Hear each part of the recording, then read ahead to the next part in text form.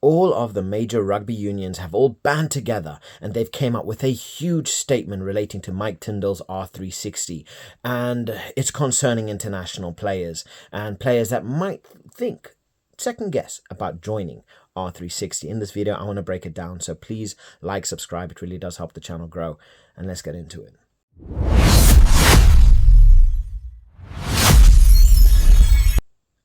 So, Mike Tindall, his R360 is supposed to be a superstar league. They are trying to attract some of the best talents, some of the biggest talents in the world. But not only that, they're coming in with money. They're coming in with finances, which is bound to turn a lot of people's heads. Now, this might seem like it's a pretty good thing. It might seem like it's a relatively good thing for rugby.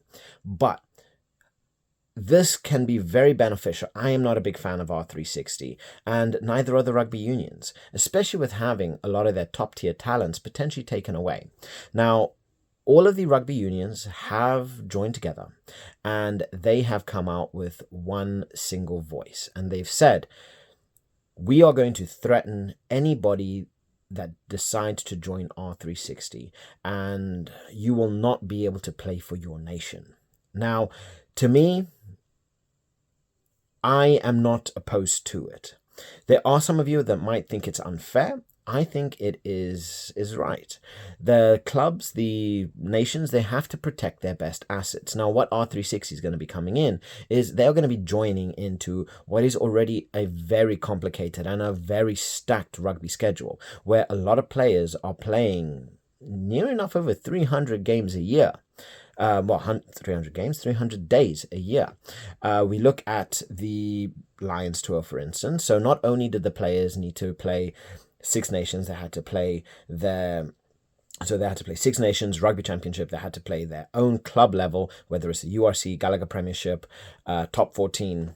And then on top of that, a lot of players still had to play in the Lions Tour, which still continued. Now, a lot of the Lions, they are still on rest because of the Lions Tour. So all of their clubs are still being affected by whether it's the Rugby Championship, which is currently ongoing. So any South Africans that are currently in the URC, like R360 League, who plays for Leinster, you have Thomas de Toit, who plays in the Premiership, you know, they are all missing out on their elite level players. Now, you're going to bring another league on top of that where there isn't necessarily a home venue.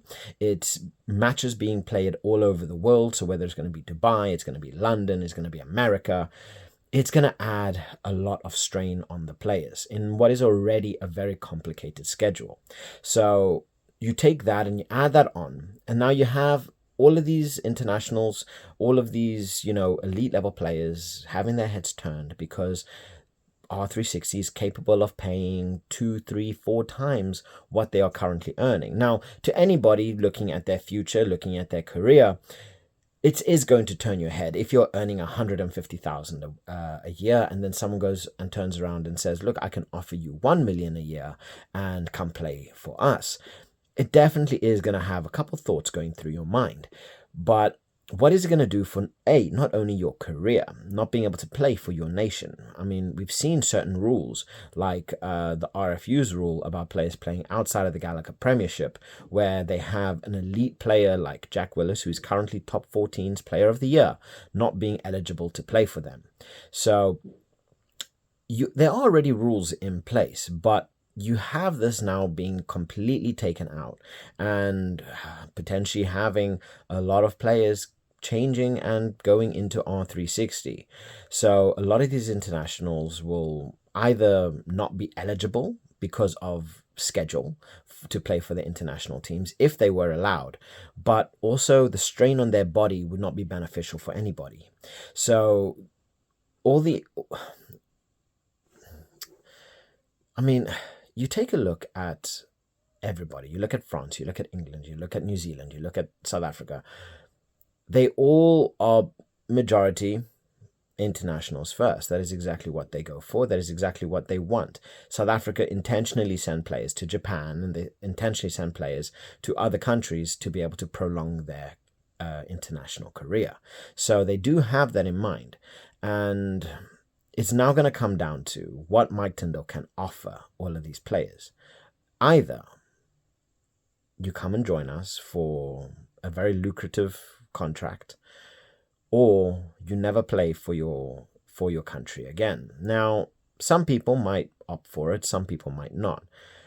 Personally, I think that this is a good thing that is being done by the countries to be able to retain their best talent, and also the likes of the Gallagher Premiership, the Top 14, the URC, the Super Rugby, all being able to maintain their best talents. Because having something else, I think, would just be far too much. It would be far too much. And I follow a lot of rugby, and even then, I tried to watch the Prem, I tried to watch the Top 14 and URC, and even then, I don't have enough hours in the day to be able to catch up with every game. So you add something else on top of it, I don't know. I think that's going to be too much. And they do say that, it's going to take at least a couple of years before they are profitable. But it's going to take a lot of fighting. It's going to take a lot of arguing with a lot of people. And then you have the other thing that you have to take in consideration is loyalty. Clubs, loyalty. Players, loyalty. Look at Finn Smith. Finn Smith was touted to be the major star that joins the R360. He's just recently signed a Saints contract, which will keep him in the club for the next couple of years, which is absolutely lovely to see. But he's only one name on a whole list of different players.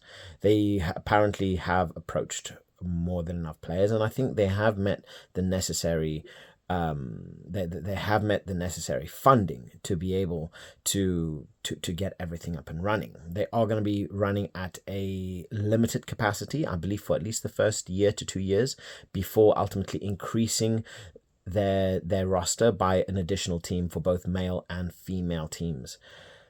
But is this a good thing? R360, I'm still very much on the fence about it, because you look at all the details, you look at all the information, and it just feels like this is something that's going to affect whether it's Rugby League, whether it's Rugby Union, because R360 is not only going to be going after Rugby Union players. They are going to be trying to find the best of the best, the cream of the crop. So they will go wherever it's needed to find elite level talent. So personally, I do feel, and I do completely understand why the all of the different rugby unions are, why they are doing it. But is it the right thing to do? So I'd love to hear what you have to say in relation to this. Do you think it's good? Is it a bad thing that South Africa are limiting players? Because this is also at the same time limiting their voice, limiting their earning ability, limiting their options, right? So it's very much, it's kind of one of these, if I can't have you, neither can they. So I don't know. I just feel that it can kind of come off as a little bit petty, is, if you leave us, we're gonna restrict you. But at the same time, I do also feel that this is a warning shot to R360 to say, don't even attempt to take our best talent. Find it yourself and build it yourself, instead of trying to poach our elite level talent from all over the world that we've worked so hard to nurture. So please drop your thoughts in the comment section below. I'd love to hear what you guys have to say about this, and I'll catch you guys later. Bye.